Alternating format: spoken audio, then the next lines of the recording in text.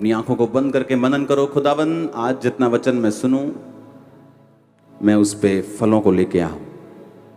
आधी स्क्रीन के ऊपर क्रॉस को दिखाया जाए प्रभु यीशु मसीह के सामर्थी नाम में। पहला पत्रस 4 उसकी 12 और 13 आयत में लिखा है, हे प्रियो, जो दुख रूपी अग्नि तुम्हारे सामने परखने के लिए तुम में भड़की है, इससे ये समझकर अचंभा ना करो कोई अनोखी बात तुम पर बीत रही है। जैसे जैसे मसीह के दुखों में सहभागी होते हो आनंद करो, जिससे उसकी महिमा के प्रकट होते समय भी तुम आनंदित और मगन हो। पतरस जो जीसस क्राइस्ट का क्लोजेस्ट चेला था, ये वो बोल रहा है। मायने करता कौन बोल रहा है आपकी लाइफ में? बहुत लोग बोल सकते हैं आपकी लाइफ में, लेकिन वो कौन है जो आपकी लाइफ में बोल रहा है, बहुत मायने करता है। अपने घुटनों पे आओ, अपने हाथों को उठाओ। हालेलुया। अपने पड़ोसी को बोलो, मायने रखता है कौन तुम्हारी जिंदगी में बोलता है। तो जिस वचन को तुम सुन रहे हो, उसे परमेश्वर के सबसे क्लोजेस्ट और सबसे सामर्थी चेले ने लिखा है। आमीन। क्योंकि मायने रखता है आपकी लाइफ में कौन बात कर रहा है, और उस समय पहचानना कि जो ये बात कर रहा है ये कहां से कर रहा है, किस किंगडम से कर रहा है। शैतान के किंगडम से कर रहा है कि परमेश्वर के किंगडम से बात कर रहा है।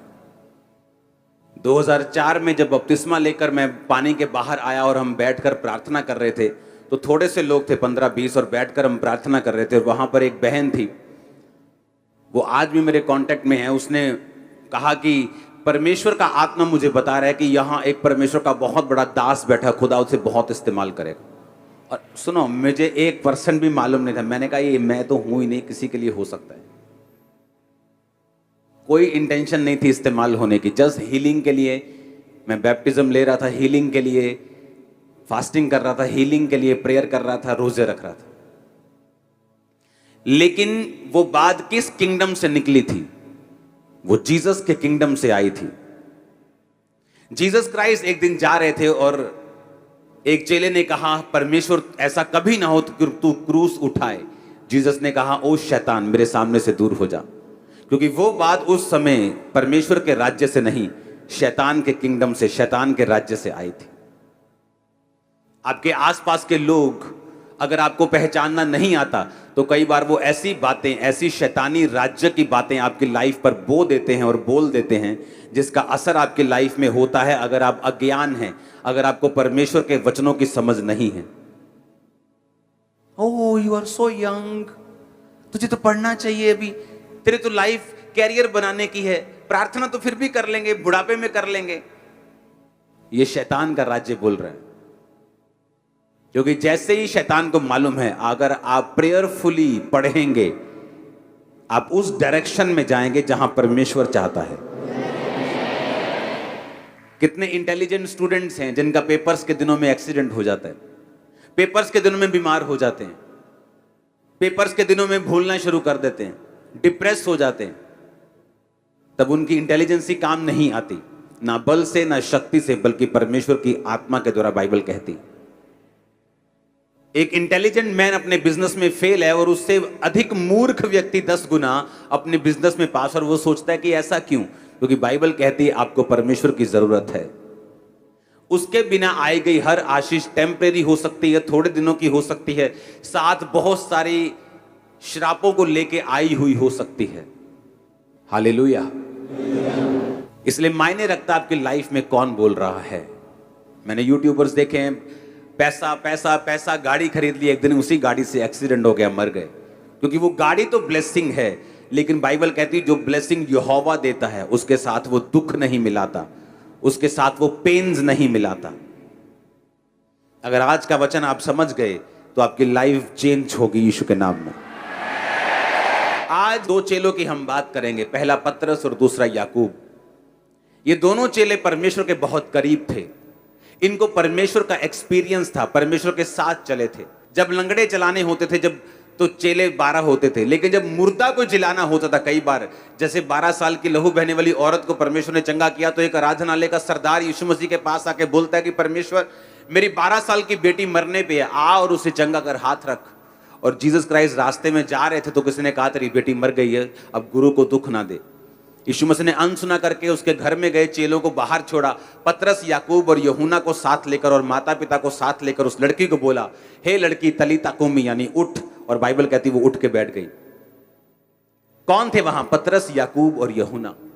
आज हम 2 चेलों की बात करेंगे और इन 2 चेलों ने सेम चीज आपके लिए क्यों लिखी है, और परमेश्वर ने भी ये 2 बार बाइबल में क्यों होने दिया कि आपको सेम चीज 2, 3 बार, 4 बार परमेश्वर ने क्यों लिखी है? क्योंकि परमेश्वर एक खास मैसेज आपको देना चाहते हैं। और अगर ये खास मैसेज आप समझ गए, क्योंकि आपकी लाइफ इस पे निर्भर करती है, क्योंकि जब आप रास्तों में जाते हैं तो पुल आते हैं।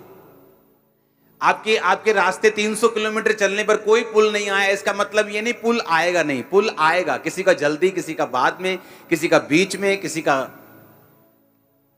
तो परीक्षा आएगी, बाइबल कहती है। किसी की पहले होती है, किसी की बाद में होती है, किसी की बहुत ज्यादा होती है, किसी की पहले कम होती है। ये डिपेंड करता है, ये मायने ये तब रखता है कि परमेश्वर की प्लानिंग क्या है आपकी लाइफ में, वो कैसे चाहता है आपकी लाइफ में काम करना। ये इस चीज पर निर्भर करता है कि आपकी परीक्षा पहले होगी, बाद में होगी, कितनी होगी, कब होगी, कैसे होगी, ये कोई निर्धारित नहीं कर सकता परमेश्वर के अलावा। और 2 चेले, पहला पतरस 4 उसकी 12-13, पतरस कहता है जब दुख रूपी अग्नि तुम्हें परखने के लिए भड़की है, अचंभा ना करो कि अनोखी बात तुम में बीत रही है, जैसे मसीह के दुखों में सहभागी होते हो, आनंद करो। बोलो अपने पड़ोसी को आनंद करो। ऊंची आवाज में बोलो अपने पड़ोसी को आनंद करो। आपको मालूम है आनंद करने का मतलब क्या है? अपने पड़ोसी को बोलो आनंद करो। कौन कह रहा है आनंद करो? पतरस कह रहा है आनंद करो, कह रहा पार्टी करो, खुशी मनाओ, दुखी मत हो।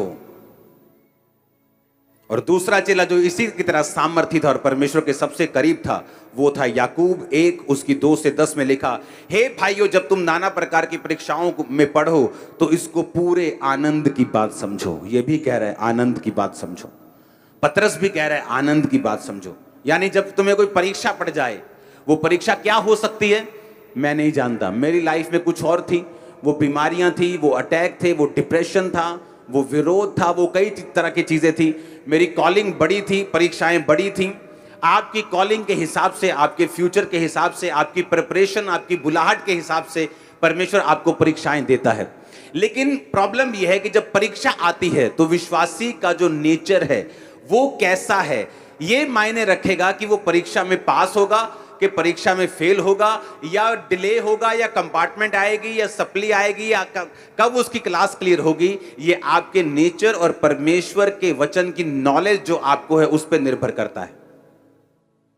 अब एक परमेश्वर का दास जिसने लंगड़ों को चलाया, मुर्दों को जिलाया, वो कह रहा है कि जब तुम परीक्षा में पढ़ो तो कहता कोई अचंभी बात मत समझो कि मैं ही, मेरे साथ ही ऐसा क्यों हो रहा है, मैं ही ऐसा क्यों हूं, मेरे साथ ही ऐसा क्यों, दूसरे के साथ ऐसा क्यों नहीं। कहता मत समझो कि कोई अचंभी, कोई अनोखी बात तुम पे बीत रही है, पर कहता जैसे मसीह में के दुखों में सहभागी होते हो, आनंद करो। और याकूब कह रहा है कि जब तुम नाना प्रकार की परीक्षाओं में पढ़ो तो कहता पूरे आनंद की बात समझो। क्यों? ये चेले परमेश्वर के हमें आनंद करने के लिए क्यों कह रहे हैं? कोई आपके पास आके बोले ओह मुझे ये कैंसर का रोग है, आप बोलो जाओ पार्टी करो, जाओ आनंद करो, वो बोलेगा मार खानी है क्या तुमने? मैं कह रहा हूं कि मेरे घर में प्रॉब्लम हो गई, मैं कह रहा हूं कि मेरे ये हो गया, वो हो गया, तुम कह रहे हो आनंद करो। उसका कंडीशन ये है, इफ शर्त ये है कि वो परीक्षा आपके पाप के कारण नहीं होनी चाहिए। जैसे दाऊद की जिंदगी में बैतशबा के साथ पाप के बाद जो परीक्षा आई, वो परीक्षा परमेश्वर की ओर से नहीं थी। जो पहले उसकी जिंदगी में हो रहा था, जो शाऊल उसके पीछे पड़ा था, वो परमेश्वर की ओर से था। कितने मेरी बात को समझ रहे हैं? अब 2 चेले कह रहे हैं कि आनंद करो। क्यों ये हमें आनंद करने के लिए बोल रहे हैं? 2009 में जब ये सेवकाई शुरू हुई तो मेरा पूरा बिजनेस जो करोड़ों रुपए का था, किसी ने आग लगा दी थी इसी गांव के लोगों ने। तो अगर मैं वचन उस समय पढ़ता यही पतरस का, तो पतरस कहता आनंद करो, तो मैं सोचता नहीं पतरस को कुछ दवाई की जरूरत है, ये मुझे कह रहा है मेरा बिजनेस जल गया, करोड़ों रुपए का नुकसान हो गया, यही बिजनेस की तो मैं गवाही देता था, यही बिजनेस की गवाही देकर तो मैं लोगों को समझाता था कि मसीह में आओ, अब यही बिजनेस जल गया तो मेरे पास कोई गवाही नहीं है, अब मेरी हीलिंग की गवाही बची है। और वो भी शैतान मेरी हीलिंग से भी फाइट करता रहता था, ताकि मुझे ये महसूस होता रहे कि तेरे पास अभी कुछ नहीं है, तेरे पास 5 साल हो गए अभी कुछ नहीं है, बिजनेस भी था वो भी चला गया। तो मेंटल टॉर्चर करने की वो कोशिश करता था, मेंटली आपसे क्वेश्चन करने की कोशिश करता है, आपको सवाल पैदा करता है। यीशु मसीह की जो प्रेजेंस है, उसकी जो ग्लोरी है, उसकी जो होंद पंजाबी च कहते, उसके ऊपर वो सवाल पैदा करता है कि वो है कि नहीं, क्योंकि तुम्हारे पास बिजनेस था वो जल गया, अब सेहत है और वो उसके साथ भी मैं फाइट कर रहा हूं, तुझे मैं हीलिंग लेने नहीं दूंगा। तो ऐसा लगता कि क्या सचमुच परमेश्वर है भी या नहीं। लेकिन जब पतरस को पढ़ा तो उसने कहा आनंद समझो। जब याकूब को पढ़ा जो परमेश्वर के करीब था, वो भी कह रहा कि जब तुम नाना प्रकार की परीक्षाओं में पढ़ो तो पूरे आनंद की बात समझो। क्यों? मैं आपको बताता हूं क्यों। मेरी लाइफ में बहुत सी परीक्षाओं को मैंने देखा है। अब जो आजकल थोड़ा बहुत विरोध होता है, ये कोई परीक्षा नहीं है, ये तो मतलब ऐसे ऐसे वाला है, ये कोई परीक्षा नहीं है। हालेलुया। ये तो शैतान जैस दुखी है बेचारा। सुनो, परीक्षा किसे बोलते मैं आपको बताता हूं। ये परीक्षा परीक्षा नहीं, सुनो, ये तो एंजॉय करो, मजे लिया करो। तो परीक्षा किसे? 2005 में मेरी लाइफ की बिगेस्ट परीक्षा थी। 2005 में मैं अपनी लाइफ के मोस्ट डिप्रेस्ड पार्ट से होकर गुजर रहा था। सुसाइड करना चाहता था। मसीह में आने के बाद ले हैंड करता था, तब पवित्र आत्मा पा चुका था, तब भी इतनी ज्यादा मेरी लाइफ में वो डिप्रेशन और डेविलिश अटैक्स थे। लेकिन शैतान मेरे अंदर नहीं था। खेल खूल वाला काम परमेश्वर में आने के बाद एक विश्वासी नहीं करता। अगर वो सच्चा विश्वासी है, अगर वो परमेश्वर की पावर को समझता है, अधिकारों को समझता है कि शैतान मेरी जूती के नीचे है, मैं शैतान में खेलूंगा नहीं, तो वो खेल बंद हो जाती है उस दिन, जिस दिन इंसान समझ जाता है। प्रेयर करने की भी जरूरत नहीं, करवाने की भी जरूरत नहीं कि दुष्ट आत्मा मेरे से निकाल दो। अगर तुम क्रिश्चियन हो, शैतान को बोलो ये शरीर यीशु का है, तेरा नहीं, चल भाग यहां से यीशु के नाम में। That's it. वो खेल आनी बंद हो जाएगी। जब सिर घुमाने के लिए शैतान बोले तो उसे स्टॉप करो, उसे बोलो ये शरीर तेरा नहीं, यीशु मसीह का है, ये हिलेगा नहीं, ये खुदा के काम करेगा। आप बोलते नहीं, जब बोलते नहीं तो शैतान काम करता है।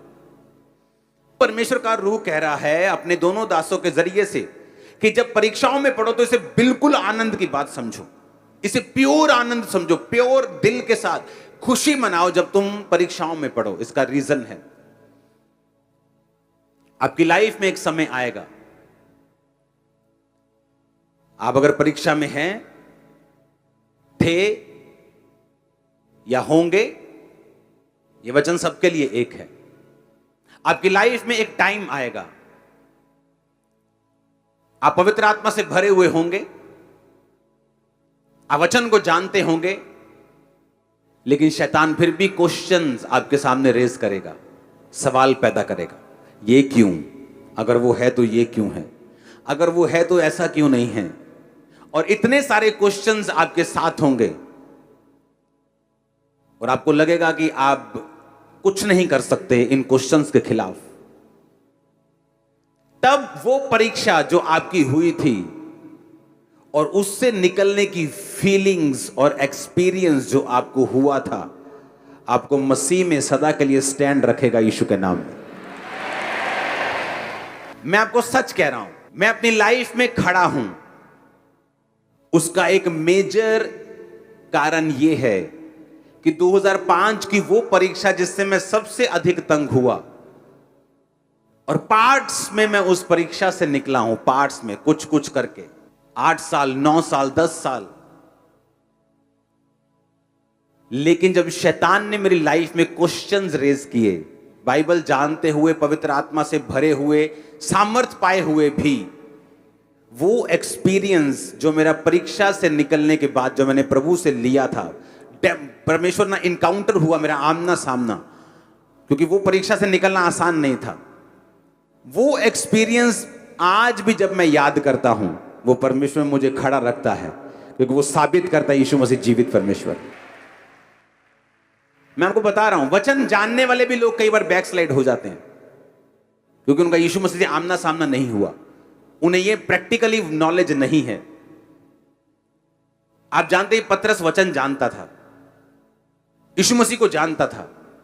जब यीशु मसीह मर गए तो फिर मछलियां पकड़ने के लिए चला गया था, अपना काम धंधा पकड़ने के लिए चला गया था, बैकस्लाइड हो गया था, और जीसस क्राइस्ट फिर उसके पास गए, इनकाउंटर हुआ।